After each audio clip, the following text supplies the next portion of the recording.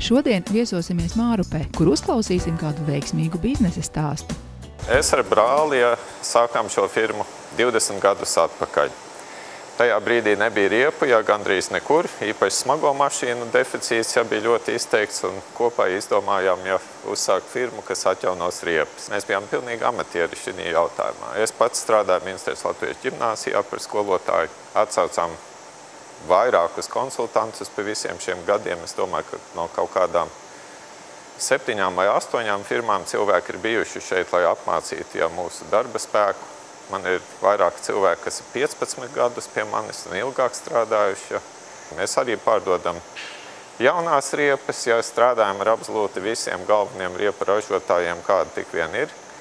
Tas ir galvenokārt Bridgestones, Goodyears un Michelins. Mēs skaitamies oficiāli dīleri visām tām firmām.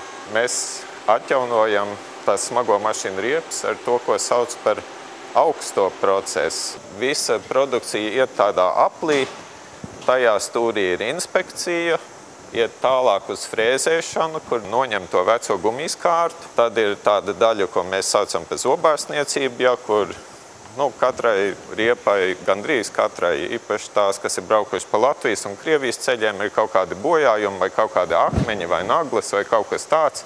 Tas viss ir jāizrubī ārā, jāpiepilda ar citu gumiju, un tad uzliek vienu to ārējo protektoru, kurš ir jau gatavs.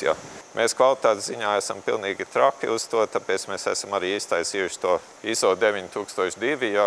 Katru gadu kontroli ir šā vai tā, tas ir cits, tas ir ECE 159. Mēs esam E1 kategorijas firma, un tas nozīmē, ka par mūsu kvalitāti garantē Bundeskraft Fahrzeugamts.